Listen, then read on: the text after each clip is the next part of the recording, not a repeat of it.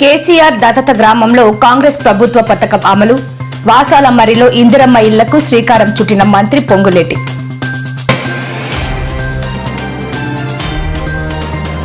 జగన్ పై మరోసారి తీవ్ర వ్యాఖ్యలు చేసిన చెల్లుళ్లు షర్మిల.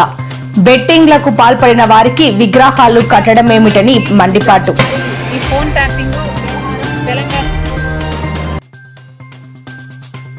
కిషన్ రెడ్డిపై సంచలన వ్యాఖ్యలు చేసిన ముఖ్యమంత్రి రేవంత్ రెడ్డి. బీఆర్ఎస్ ను బతికించేందుకు కిషన్ రెడ్డి ప్రయత్నిస్తున్నారని మండిపాటు.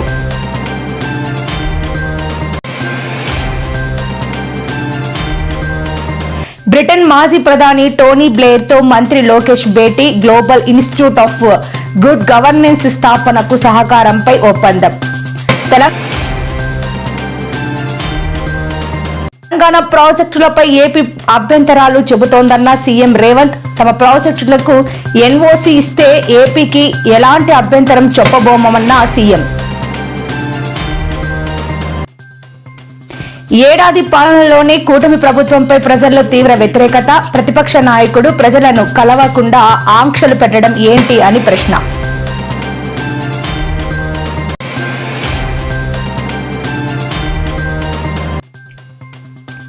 జగన్ టూర్లో అత్యుత్సాహం. పోలీసుల విధులకు ఆటంకం కలిగించారంటూ అంపటి రాంబాబుపై కేసు నమోదు చేసిన పోలీసులు. తెలంగాణ రాష్ట్ర ప్రభుత్వం ప్రతిష్టాత్మకంగా చేపట్టిన ఇందిరమ్మ ఇళ్ల పథకం ఈ రోజు యాదాద్రి భువనగిరి జిల్లాలో లాంఛనంగా ప్రారంభమైంది. రాష్ట్ర రెవెన్యూ గృహ నిర్మాణ శాఖల మంత్రి పొంగులేటి శ్రీనివాసరెడ్డి ఈ కార్యక్రమానికి ముఖ్య అతిథిగా హాజరై ప్రారంభించారు. గత ప్రభుత్వం హయాంలో ముఖ్యమంత్రి కేసీఆర్ దత్తత తీసుకున్న వాసాలమర్రి గ్రామంలో ఈ పథకానికి శ్రీకారం చుట్టడం ప్రాధాన్యతను సంతరించుకుంది. మొదటి లబ్ధిదారుగా ఎంపికైన ఆగవ్వ అనే మహిళకు ఇంటి స్థలం పట్టాతో పాటు ₹1,00,000 చెక్కును అందజేశారు. పెళ్ళి 20 సంవత్సరాలు అవుతుంది. ఏ ప్రభుత్వం 20 సంవత్సరాల కంటే ఇదే ఇంట్లో ఉంటున్నాం మేము. కానీ ఏ ప్రభుత్వం కానీ మాకు ఇల్లు అనేది రాలేదు. మొన్న ఈ మధ్యన మా నాన్నగారు చనిపోయారు. చనిపోవడం కాంగ్రెస్ ప్రభుత్వం రావడం ఒకటే అయింది. వచ్చిన తర్వాత మాకు ఇల్లు లేదని గుర్తించి కాంగ్రెస్ ప్రభుత్వం రామయ్య గారు గుర్తించి ఇల్లు ఇవ్వడం జరిగింది. వాళ్ళకి మేము ఎప్పుడు కృతజ్ఞతగా ఉంటాము. అట్టా రామయ్య గారికి, మట్టా దయానంద గారికి, బట్టి విక్రమార్ గారికి, తుమ్మల నాగేశ్వరరావు గారికి, పొంగులేటి శ్రీనివాసరావు గారికి మేము ఎప్పుడు రుణపడి ఉంటాము. మా పేదల పెన్నిధి సీఎం రేవంత్ రెడ్డి గారికి రుణపడి ఉంటాం. ఆయన గారికి ధన్యవాదాలు. రాష్ట్రంలోని ప్రతి నిరుపేద కుటుంబానికి సొంత ఇల్లు ఉండేలా తెలంగాణ కాంగ్రెస్ సర్కార్ ఇందిరమ్మ ఇళ్ల స్కీమ్ కు శ్రీకారం చుట్టింది. 2024 మార్చి 11వ తేదీన గౌరవ సీఎం శ్రీ రేవంత్ రెడ్డి గారి అధినాయకత్వంలో ఈ పథకాన్ని ఘనంగా ప్రారంభించారు. ఈ స్కీమ్ కింద సొంత ఇంటి జాగా ఉన్న వారికి ₹5 లక్షల ఆర్థిక సహాయాన్ని ప్రభుత్వం అందజేస్తుంది. రాష్ట్ర వ్యాప్తంగా అన్ని జిల్లాల నుంచి 18 లక్షల దరఖాస్తులు స్వీకరించగా 16.50 లక్షల మందిని అర్హులుగా గుర్తించారు. 2.10 లక్షల మంది లబ్ధిదారులను ఇప్పటికే ఎంపిక చేశారు. మిగిలిన లబ్ధిదారుల జాబితాను సిద్ధం చేస్తున్నారు. అర్హుల ఎంపికలో పూర్తి పారదర్శకతను పాటిస్తున్నారు. ఎలాంటి అవినీతి జరగకుండా అర్హత ఉన్న వాళ్లకు మాత్రమే ఇంటిని మంజూరు చేస్తున్నారు. ఈ పథకం అమల్లో అవినీతిని నిరోధించేందుకు జియో ఫెన్సింగ్, ఏఐ లాంటి టెక్నాలజీని కూడా వాడుతున్నారు. ఇందిరమ్మ ఇళ్ల యాప్ ద్వారా నిర్మాణ పురోగతిని పర్యవేక్షిస్తున్నారు. ఇందులో జియో కోఆర్డినేట్లు, ఫోటోగ్రాఫ్స్ తో స్థలం వివరాలను నమోదు చేస్తున్నారు. దివ్యాంగులు, ఒంటరి మహిళలు, అనాథలు, వితంతువులు, ట్రాన్స్జెండర్లు, సఫాయి కర్మచారులకు ప్రత్యేక ప్రాధాన్యత ఇస్తున్నారు.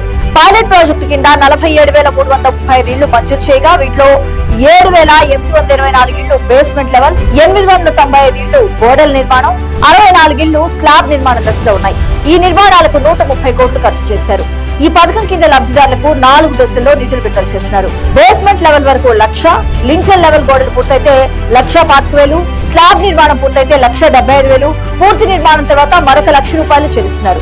రాబోయే 3 ఏళ్లలో రాష్ట్ర వ్యాప్తంగా 20 లక్షల ఇళ్లు నిర్మించేందుకు తెలంగాణ కాంగ్రెస్ సర్కార్ చకచకా అడుగులు వేసింది. 4 విడతల్లో అర్హులందరికీ ఇళ్లు ఇచ్చేందుకు పక్కాగా ఒక ప్రణాళికను తయారు చేసి ముందుకు వెళ్తున్నారు. తెలంగాణ రాష్ట్రంలో ఏ నిరుపేద కూడా నిలువ నీడ లేకుండా ఉండద్దనే సత్సంకల్పంతో అత్యంత చిత్తశుద్ధితో కాంగ్రెస్ సర్కార్ ఈ స్కీమ్ ను అమలు చేస్తుంది. ఎక్కడా ఎటువంటి అడ్డంకి లేకుండా ఈ స్కీమ్ విజయవంతమయ్యేలా ప్రభుత్వం ప్రత్యేక శ్రద్ధ పెట్టింది.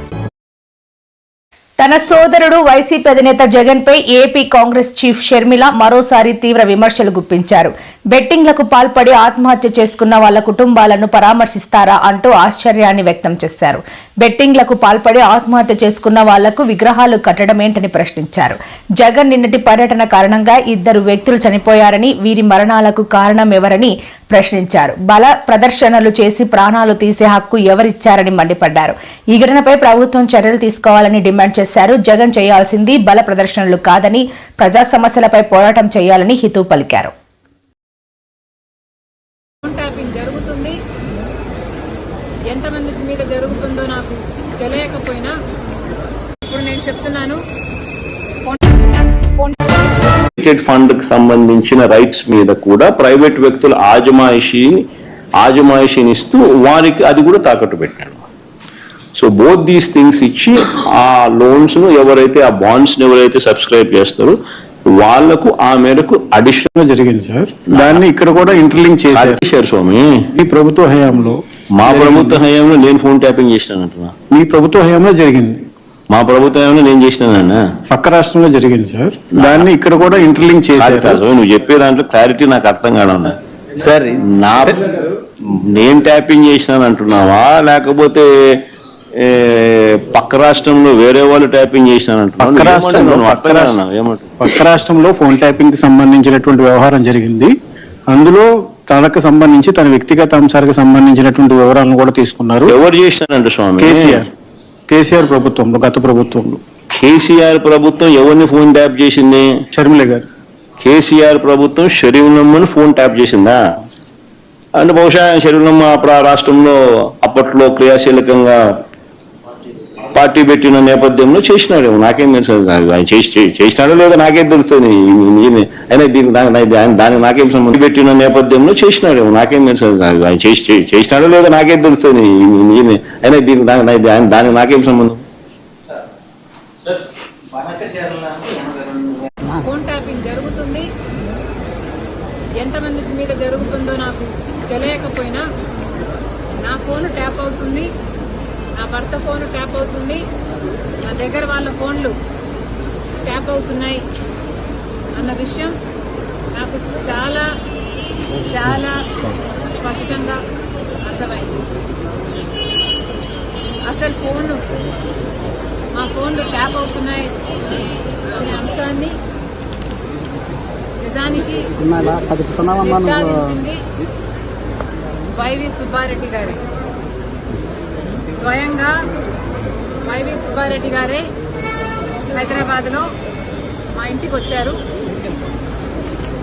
మా ఇంటికి వచ్చి మా ఫోన్లు ట్యాప్ అవుతున్నాయి అన్న అంశం నిర్ధారిస్తూ మా ఫోన్లు ట్యాప్ చేసిన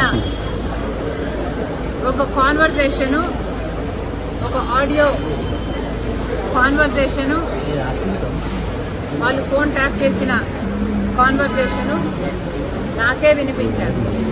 ఇప్పుడు నేను చెప్తున్నాను, ఫోన్ ట్యాప్.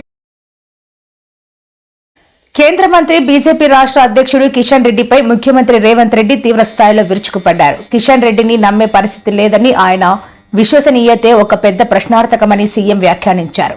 అఖిలపక్ష సమావేశానికి హాజరు కాకుండా ఢిల్లీలో పని ఉందని చెప్పి కిషన్ రెడ్డి కేంద్ర జలశక్తి శాఖ మంత్రి సిఆర్ పాటిల్ ను రహస్యంగా కలిశారని విమర్శించారు. బీఆర్ఎస్ ను బతికించేందుకే కిషన్ రెడ్డి నీళ్ల సెంటిమెంట్ ను ఆయుధంగా వాడుకోవాలని చూస్తున్నారని ఆరోపించారు. కిషన్ రెడ్డి అన్ని రకాలుగా తెలంగాణకు ద్రోహం చేస్తున్నారని దుయ్యబట్టారు. కిషన్ రెడ్డి గారిని నమ్మే పరిస్థితి లేదు. కిషన్ రెడ్డి గారి ఇంటిగ్రిటీనే బిగ్ క్వశ్చన్. ఇంత కీలకమైన సమావేశాన్ని ఇక్కడ మేము పెట్టి అఖిలపక్షాన్ని పిలిచి మీరు రాండి, మీరు సహకరించండి అంటే వీడికి రాకుండా నాకు పని ఉంది ఢిల్లీలో అని పోయిండు మంచిది. వేరే మీటింగ్లోనే అన్నాడు. వేరే మీటింగ్లోనే ఆయన రేపు పొద్దుగాల మేము జలశక్తి మినిస్టర్ని కలిసి ఉంది, మాతో కలిసి అంటే ముందుగాలనే పోయి ఆయనకు వాళ్ళు ఏమొచ్చినా వాళ్ళకి ఏం మాట ఇయ్యకు, ఇది కట్టుకొని చంద్రబాబు నాయుడు కట్టం పోతే నా మంత్రి పదవి అవుతాయి. ఎందుకంటే ఇప్పుడు మోడీ గారు చంద్రబాబు నాయుడు మద్దతు ఉపసంహరించుకుంటే మోడీ ఉండడు, మోడీ దిగిపోతే కిషన్ రెడ్డికి ఉద్యోగం ఉండదు. Simple formula. కేటీఆర్ గారు చెప్పుంటారు, అరే నువ్వు పోయి చెప్పిరాపో లేకపోతే లేదో పరిష్కరించేటట్టు ఉన్నారని. ఇప్పుడు కిషన్ రెడ్డి గారికి ఇక్కడ తెలంగాణ రాష్ట్రానికి రావడానికి పోవడానికి 2 గంటలు ఫ్లైట్లో ఇక్కడికి రావచ్చు, 4 గంటలకు మీటింగ్ అడ్రస్ చేయొచ్చు, మళ్ళీ 6 గంటలకు ఢిల్లీకి వెళ్ళిపోవచ్చు. ఇది చేయలే, పోనీయాలు బిజీగా ఉన్నాడు. బిజీగా ఉంటే జలశక్తి మంత్రిని కలవడానికి సమయం ఎట్లా దొరికింది? ఆయన వీడికి మీటింగ్ ఎందుకు ఎగ్గొట్టిడు? నాకు వేరే మీటింగ్లు ఉన్నాయి ఢిల్లీలో, ప్రీఆక్యుపైడ్ బిజినెస్లో ఉన్నా నేను, ఐ కెనాట్ కమ్ అన్నాడు. Okay fine. కేంద్ర మంత్రి నిజంగానే ముందస్తుగా మేము 4 రోజుల ముందు చెప్పినాం, 4 నెలల ముందు చెప్పేది ఉండనేమో తెలియదు. వారు వేరే కార్యక్రమాలలో వారు బిజీగా ఉన్నారంటే అర్థం చేసుకుంటా. మరి ఏ రకంగా జలశక్తి మినిస్టర్ దగ్గరికి పోయిండు, సమయం ఎట్లా తీసిండు? దీన్ని బట్టి ఆయన చిత్తశుద్ధి ఏంది? ఆయన పోయి లోపల సీక్రెట్గా ఏం చెప్పిండు ఎవరు చెప్పాలా? ఏం మాతో పాటు వస్తే ఆయన కిరీటం పోతుందా? ఏం పోతుంది? ఇప్పుడు మేము రేపు పొద్దున్నే వస్తున్నాం కదా, ఒక్క రాత్రే కదా, ఈ ఒక్క రాత్రినే మొత్తం కొంపలని కూలిపోతుండేనా? రేపు పొద్దుగాల మాతో పాటు వచ్చి కూర్చొని బలంగా బలగుద్ది కిషన్ రెడ్డి వాదించుంటే మేమే బయటకు వచ్చి అరే కిషన్ రెడ్డి గారు అద్భుతంగా తెలంగాణ కోసం కొట్లాడిన ఆయన మేమే చెప్తాం కదా. ఎందుకు మాకంటే ఒక రోజు ముందు పోయి సీక్రెట్ గా జలశక్తి మంత్రిని కిషన్ రెడ్డి గారు కలిసిండ్రు? దీని రహస్యం ఏంది? దీన్ని బట్టి ఇప్పుడు హరీష్ ఏమో అబద్ధాలు చెప్తాడు, కిషన్ రెడ్డి ఏమో పరోక్షంగా సహకరిస్తాడు. పార్లమెంట్ ఎన్నికలల్లో వీళ్ళు అవయదానం చేసి వాళ్ళకి 8 సీట్లు ఇచ్చారు. ఇప్పుడు వాళ్ళ సాగు బతుకుల మధ్యలో ఉన్నారు. వాళ్ళని బతికించడానికి తెలంగాణ సెంటిమెంట్, నీళ్ళ సెంటిమెంట్, వాళ్ళ చేతి కాగితం ఇవ్వాలని కిషన్ రెడ్డి అన్ని రకాలుగా తెలంగాణకు ద్రోహం చేస్తున్నాడు. ఇప్పుడు వీళ్ళు అవయదానం లేకపోతే వాళ్ళు 8 సీట్లు ఎన్నికలు వస్తాయి. ఆ అవధానం చేసి వాళ్ళని బతికించినందుకు ఆయన తిరిగి రుణం చెల్లించుకోవాలని ఈ నీళ్ళ సెంటిమెంట్ను రగల్చి వాళ్ళని బతికించాలనే ప్రయత్నం చేస్తుండు. కానీ నిజాలు అనేటివి ఉన్నాయి కదా, నిజాలు నిప్పులు లాంటివి. అందుకే ఇప్పుడు అన్ని తీసుకొచ్చి మీకు చూపించిన మీటింగ్ మినిట్స్ కాదంటాడా? కాదని మనూరి కిషన్ రెడ్డి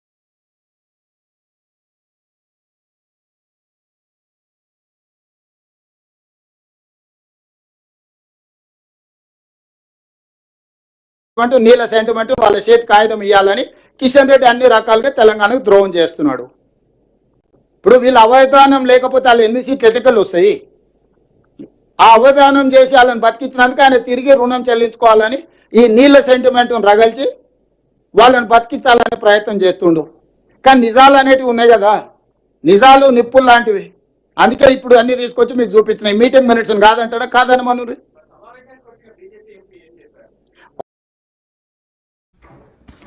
బ్రిటన్ మాజీ ప్రధాని టోనీ బ్లెయిర్ తో ఇన్స్టిట్యూట్ ఫర్ గ్లోబల్ చేంజ్ వ్యవస్థాపకుడు టోనీ బ్లెయిర్ తో మంత్రి నారా లోకేష్ న్యూఢిల్లీలో భేటీ అయ్యారు. ఢిల్లీలోని తాజ్ ప్యాలెస్ లో టోనీ బ్లెయిర్ ను మంత్రి లోకేష్ కలుసుకుని పలు అంశాలపై చర్చించారు. ఏపీ ప్రభుత్వ కార్యకలాపాలు, విద్యా వ్యవస్థలో ఏఐ టూల్స్ ను ఉపయోగించడానికి తమ సంస్థ అయిన Tony Blair institute for global change TBI ద్వారా సహకరించేందుకు టోనీ బ్లెయిర్ అంగీకరించారు. ఆగస్టులో విశాఖపట్నంలో జరగబోయే రాష్ట్రాల విద్యా మంత్రుల కాంక్లేవ్ కు టీబీఐ భాగస్వామిగా ఉంటుందని టోనీ బ్లెయిర్ అన్నారు.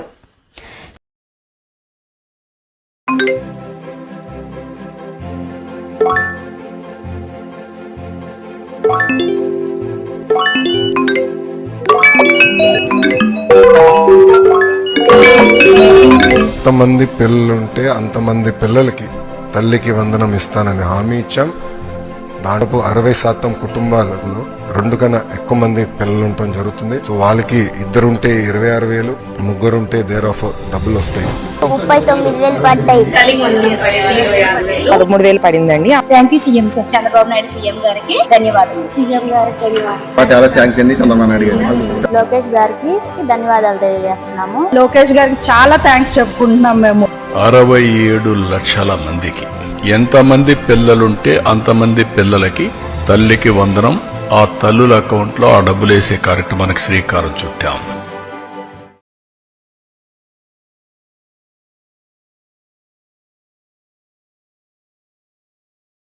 తెలంగాణలోని పలు సాగునీటి ప్రాజెక్టులపై ఆంధ్రప్రదేశ్ ప్రభుత్వం అభ్యంతరాలు వ్యక్తం చేస్తోందని ముఖ్యమంత్రి రేవంత్ రెడ్డి ఆరోపించారు. తెలంగాణ ప్రాజెక్టులకు ఏపీ ప్రభుత్వం నిరభ్యంతర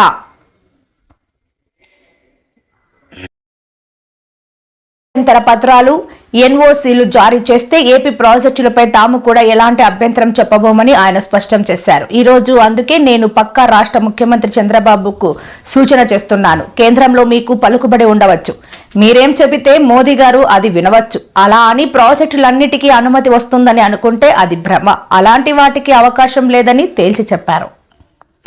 ప్రతిపక్ష నాయకులు మేము రోడ్డు మీద పడి ఆగి చేయదలుచుకోలే. ఎందుకంటే మేము బాధ్యతతో ఉన్నాం, బాధ్యతతో కూడుకున్న విధానాలని ఆచరించాలనుకున్నాం. అందుకే ఈ ప్రాజెక్టు ప్రతిపాదన జరిగిన ఎంబడే చంద్రబాబు నాయుడు గారు అక్కడి శాసనసభలో మాట్లాడిన ఎంబడే నేను ఉత్తమ్ కుమార్ రెడ్డి గారు వెళ్ళి స్పష్టంగా గోదావరి రివర్ మేనేజ్మెంట్ బోర్డుకి మేమే సొంతంగా వెళ్ళి ఫిర్యాదు చేసినాం. గోదావరి రివర్ మేనేజ్మెంట్ బోర్డు తర్వాత జలశక్తి మంత్రి దగ్గరకు వచ్చి ఫిర్యాదు చేసినాం.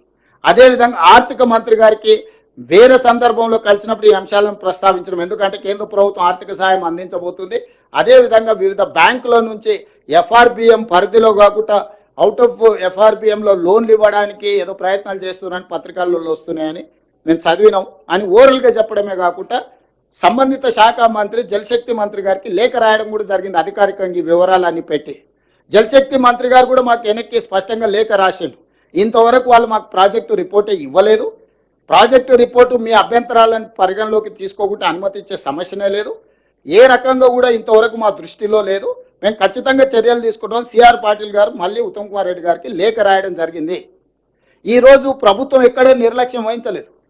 ప్రభుత్వము రాజ్యాంగబద్ధ సంస్థలు కేంద్ర ప్రభుత్వానికి అన్ని రకాలుగా ఫిర్యాదులు చేయడం, అధికారికంగా లేఖలు చేయడం, కలవడము, పోవడము, రావడము, అన్ని విషయాలను క్షుణ్ణంగా బాధ్యతాయుతంగా మేము ముందుకు తీసుకువెళ్తున్నాము.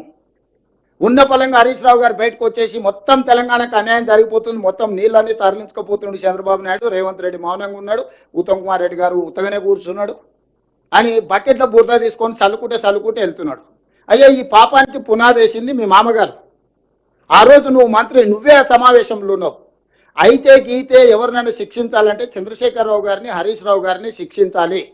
ఒకవేళ గోదావరి బేసిన్లో తెలంగాణ ప్రాజెక్టులకు అన్యాయం జరిగి తెలంగాణ ప్రాజెక్టులకు ఒకవేళ తీరని ఏదైనా ద్రోహం జరిగితే ఉరిదీయాల్సింది చంద్రశేఖరరావును, హరీష్ రావునే.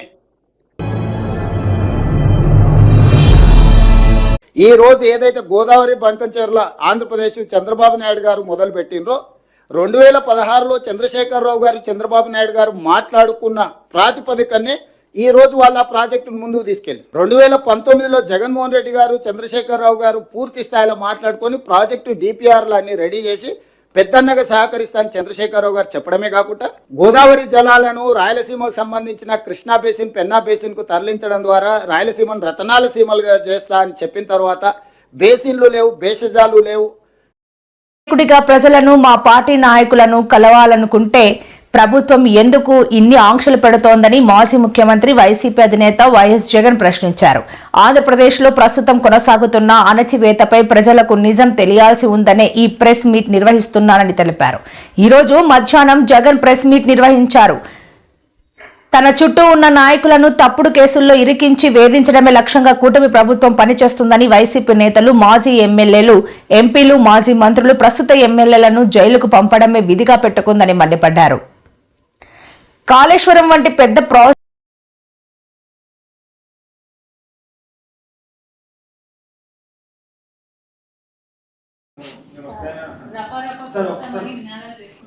డైలాగ్ చెప్పు ఒకసారి, మళ్ళీ ఏమన్నాడు, మళ్ళా చెప్పమా.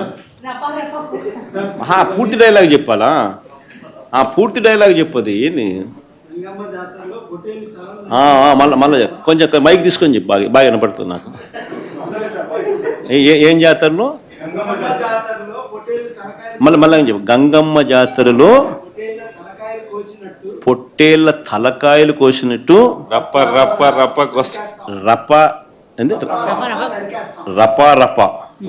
రప నరికేస్తాం. అదే పోస్టరా? అదే సినిమా డైలాగ్ అనుకుంటా స్వామి. యా cinema dialogue? Pushpa 2 sir. Pushpa cinema dialogue అది. మరి నువ్వే చెప్తున్నావు స్వామి. అంటే ఇప్పుడు పుష్ప సినిమా డైలాగులు పెట్టినా కూడా తప్పేనా? అసలు డెమోక్రసీలో ఉన్నామా, డెమోక్రసీలో లేమా స్వామి మనం? ఇది నాకు అర్థం కాదన్నా.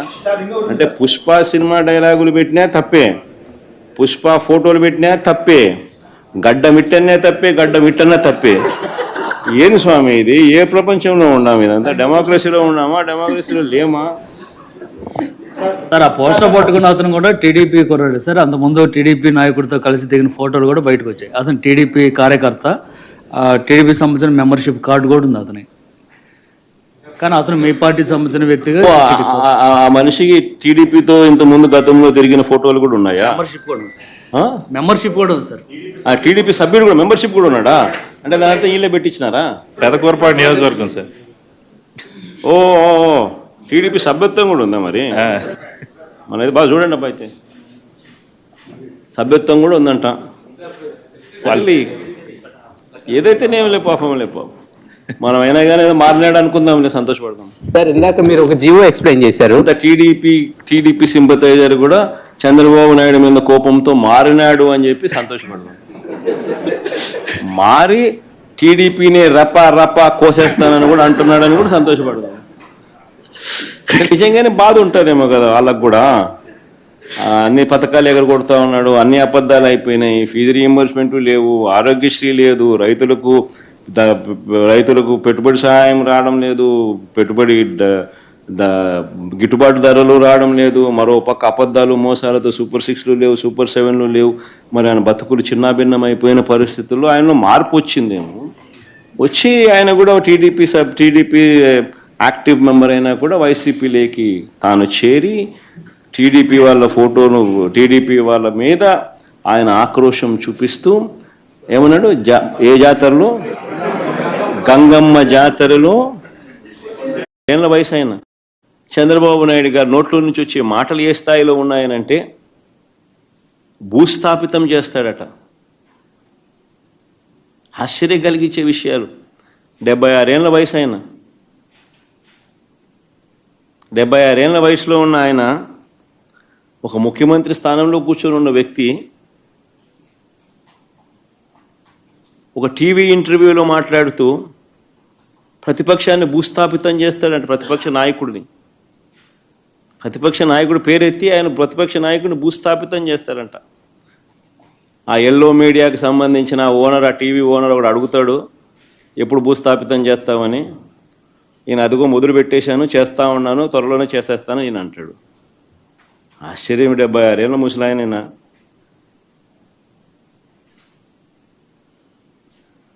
లా అండ్ ఆర్డర్ సమస్యలు ఎవరు క్రియేట్ చేస్తున్నారు స్వామి? నేను పోతాను, కలుస్తాను, వస్తాను, వీళ్ళకేం సంబంధము? రైతుల దగ్గరికి పోయినాను, రైతులను కలిసినాను, రైతు సమస్యను లేవనెత్తినాను, ప్రెస్లో అడ్రస్ చేసినాను, రైతు సమస్యలనే లేవనెత్తినాను, రైతు సమస్యలే చెప్పినాను. ఎవరికి ఏం తప్పు జరిగింది? ప్రతిపక్షంలో ఉన్న ప్రతిపక్ష నాయకుడిగా నేను చేయాల్సిన ధర్మం నేను చేసినాం. లేకపోతే మా పెద్దిరెడ్డి రామచంద్రారెడ్డిని చంద్రబాబు నాయుడిని ఎప్పుడో కాలేజ్ టైంలో ఎప్పుడో కొట్టినాడంట ఆయన. ఆ కోపం ఇప్పటికి కూడా ఉంది. వాళ్ళ కొడుకుని అరెస్ట్ చేయాలంటాడు, వాళ్ళ నాయన్ని అరెస్ట్ చేయాలంటాడు. అతను టీడీపీ కార్యకర్త, టీడీపీ సంబంధించిన మెంబర్షిప్ కార్డు. ఈ తప్పుడు కేసుల పరంపరలో ఇప్పటికే పిన్నెల్లి రామకృష్ణారెడ్డిని Macherla 2009 MLA, 2012 MLA, 2014 MLA, 2019 MLA, 4 సార్లు ఎమ్మెల్యే. 2024లో మొన్న ఒకసారి ఓడిపోయినాడు. ఆ కాన్స్టిట్యున్సీలో ఆజమాయిషీ కోసం పిన్నెల్లి రామకృష్ణారెడ్డిని తప్పుడు కేసుల్లో ఇరికిచ్చే కార్యక్రమం. నా పక్కనే అవినాష్ ఉన్నాడు. అవినాష్ ఏం పాపం చేశాడు అని చెప్పి అవినాష్ను కూడా కేవలం కమ్మ సామాజిక వర్గంలో పుట్టాడు, చంద్రబాబు నాయుడును వ్యతిరేకిస్తున్నాడు, చంద్రబాబు నాయుడుకు ఊడిగం చేయడం ఇష్టం లేదు అన్నాడు అన్న ఒకే ఒక కారణంతో అవినాష్ను కూడా కేసుల మీద కేసులు పెట్టి రోజు హింసించే కార్యక్రమమే చేస్తూ ఉన్నాడు. కోర్టులకు పోయి బెయిల్ తెచ్చుకొని రోజు చంద్రబాబు నాయుడు గారితో యుద్ధం చేస్తూ ఉన్నాడు.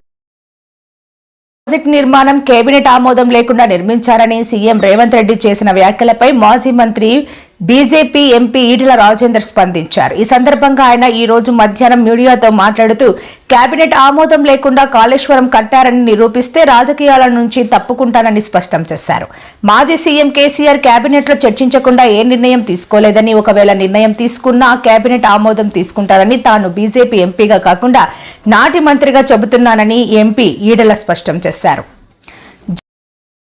ఏ అంశం వచ్చినా, ఏ విషయ ప్రస్తావన జరిగినా వాళ్ళకు రాజకీయ ప్రయోజనము, సంకుచిత స్వభావంతో విమర్శలు చేస్తూ ప్రజల్ని తప్పుదోవ పట్టిస్తూ అంశాలను కప్పిపుచ్చి అబద్ధాలను ప్రచారం చేయడంలో ముందు బాగాన నిలబదర్బాలలో మొదలుపెట్టిన భీమా, నెట్టంపాడు, కోయిల్ సాగరు, కల్వకుర్తి, ఎస్ఎల్బిసి, శ్రీ దాన్ని గుర్తించి ఈ ప్రాజెక్ట్ ఆనాడు గతంలో ఉన్న ప్రభుత్వం ఓడిపోవాలని చెప్పి పట్టుపట్టి జట్టు కట్టి రేవంత్ రెడ్డికి పట్టం కట్టిండ్రో, అధికారంలో రాగానే యూటర్న్ తీసుకొని ఏ ప్రజలైతే ఓట్లేసిండ్రో, ఏ ప్రజలైతే విశ్వాసాన్ని ప్రకటించిండ్రో ఆ ప్రజల మీదనే దౌర్జన్యం చేసేటువంటి నిర్ణయానికి ఒడిగట్టిండు రేవంత్ రెడ్డి సర్కార్. హైడ్రా పేరిట తానేదో సమాజ ఉద్ధారకునని చెప్పి అనేక బస్తీలకు, అనేక పేదల బస్తీలకు 40 ఏళ్ల క్రితం 50 ఏళ్ల క్రితం కట్టుకున్న బస్తీలు కావచ్చు, 40-50 ఏళ్ల క్రితం గ్రామ పంచాయతీ లేఅవుట్ లో వెలిసిన కాలనీలు కావచ్చు, తాగునీటి సమస్యలతో, రోడ్ల సమస్యలతో ప్రజలు అల్లాడుతున్నప్పుడు వాళ్లకు అండగా ఉండి ఆ సమస్యల పరిష్కారం కూడా చేసినాం. ఈ పార్లమెంట్ పరిధిలో జరిగినటువంటి అన్ని కార్యక్రమాలను కూడా రేపు ఎగ్జిబిషన్ రూపంలో ప్రతిదీ కూడా వాళ్ళ కళ్ళ ముందు ఆవిష్కరించే ప్రయత్నం చేస్తాం.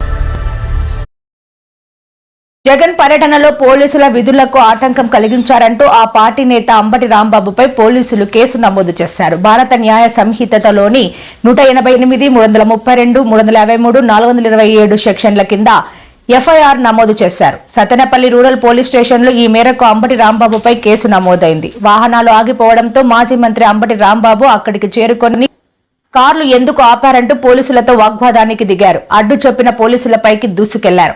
దీంతో తమ విధులకు ఆటంకం కలిగించారంటూ అంబటి రాంబాబుపై పోలీసులు కేసు నమోదు చేశారు.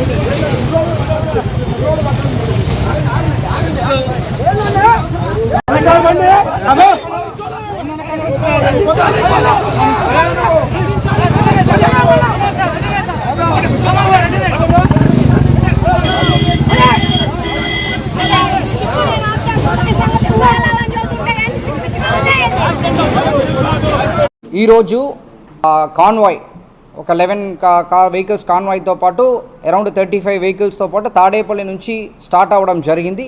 మనం 11 కాన్వాయ్ వెహికల్స్తో పాటు ప్లస్ 3 వెహికల్స్ వరకు పర్మిషన్ ఇవ్వడం జరిగింది.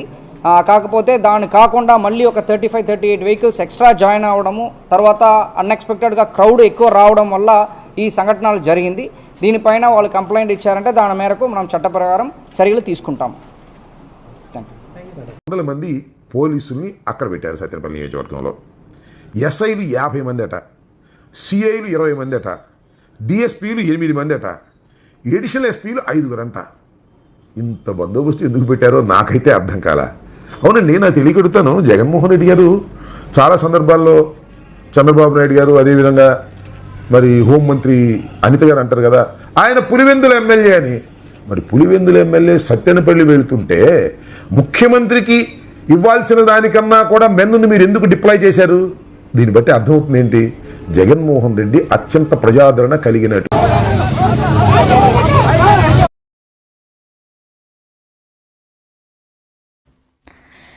పల్నాడులో మాజీ సీఎం వైఎస్ఆర్సీపీ అధ్యక్షుడు వైఎస్ జగన్ పర్యటనకు కూటమి ప్రభుత్వం కుట్రపూరితంగా ఎన్ని ఆటంకాలు కల్పించినా ప్రజలు వాటిని అధిగమించి ప్రభంజనంలా జగన్ వెంట నిలిచారని వైఎస్ఆర్సీపీ రాష్ట్ర ప్రధాన కార్యదర్శి ఎస్వి సతీష్ రెడ్డి అన్నారు.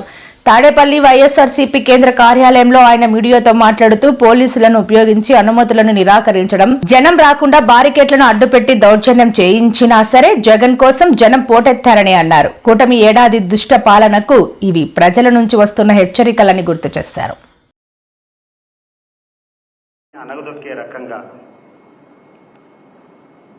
ఏ రకంగా ఈ ప్రభుత్వం వ్యవహరిస్తుంది, ప్రత్యర్థి వర్గాలను ప్రతిపక్ష పార్టీని ఏ రకంగా అనగదొక్కుతుందో ఇదొక ప్రత్యక్ష నిదర్శనం. ఈ యొక్క గ్రామానికి పోయేది మొట్టమొదటిసారి ఒక నాయకుడు రాను రాను రాజుగుర్రం ఏదో అయిందని చెప్పేటువంటి సామెతగా దినదినం దిగజారేటువంటి పద్ధతి మీలో చూస్తున్నాం. దీనికి కారణం ఏంది చంద్రబాబు నాయుడు గారు? ఒకసారి మీరు విశ్లేషించుకోండి. అసలు ఈ రాష్ట్రంలో ఏం జరుగుతూ ఉంది? ఇన్ని ఆంక్షల స్వయంగా ఎస్పీ కూర్చొని ఆ ఉన్నటువంటి చుట్టుపక్కల గ్రామాల్లో ఉన్నటువంటి వాహనదారులకందరికీ కూడా మీ యొక్క వాహనం కనపడితే మీ అందరి వాహనాలు సీజ్ చేస్తా అని చెప్పి భయపెట్టడం జరిగింది. అక్కడటువంటి లోకల్ లీడర్లకు అందరికీ కూడా ఆంక్షలు పెట్టి నోటీసులు ఇచ్చి మిమ్మల్ని ఎక్కడ కనబడితే అరెస్ట్ చేస్తామని చెప్పడం జరిగింది. ప్రత్యక్షంగా ఎస్పీ కూర్చొని ఎవరైనా ఈ సభలో పాల్గొంటే మేము చట్టపరంగా వాళ్ళకు తీసుకోవాల్సినటువంటి అనుమతి లేదు, ఎవరైనా అరెస్ట్ చేస్తామని చెప్పి చెప్పడం జరిగింది. ఏమైంది చంద్రబాబు నాయుడు గారు ఈరోజు? విజయవాడ ప్రభుత్వ ఆసుపత్రి దగ్గర వైసీపీ నేత మాజీ ఎమ్మెల్యే చెవిరెడ్డి భాస్కర్ రెడ్డి హల్చల్ చేశారు. ఏపీలో సంచలనంగా మారిన లిక్కర్ స్కామ్ కేసులో అరెస్ట్ చేసిన చెవిరెడ్డి భాస్కర్ రెడ్డిని కోర్టులో హాజరుపరిచే ముందు విజయవాడ ఆసుపత్రికి తీసుకెళ్లారు పోలీసులు. ఈ సందర్భంగా నాపై తప్పుడు కేసులు పెడుతున్నారంటూ చెవిరెడ్డి ఆవేదన వ్యక్తం చేశారు. ఈ విషయం సిట్ అధికారులకు కూడా తెలుసు. ఇది మంచి పద్ధతి కాదు. నాకు నోటీస్ కూడా ఇవ్వలేదు. నిన్న సాయంత్రం ఎఫ్ఐఆర్ లో నా పేరు పెట్టి అరెస్ట్ చేశారని మండిపడ్డారు. నా అరెస్ట్ అక్రమమన్నారు చెవిరెడ్డి భాస్కర్ రెడ్డి.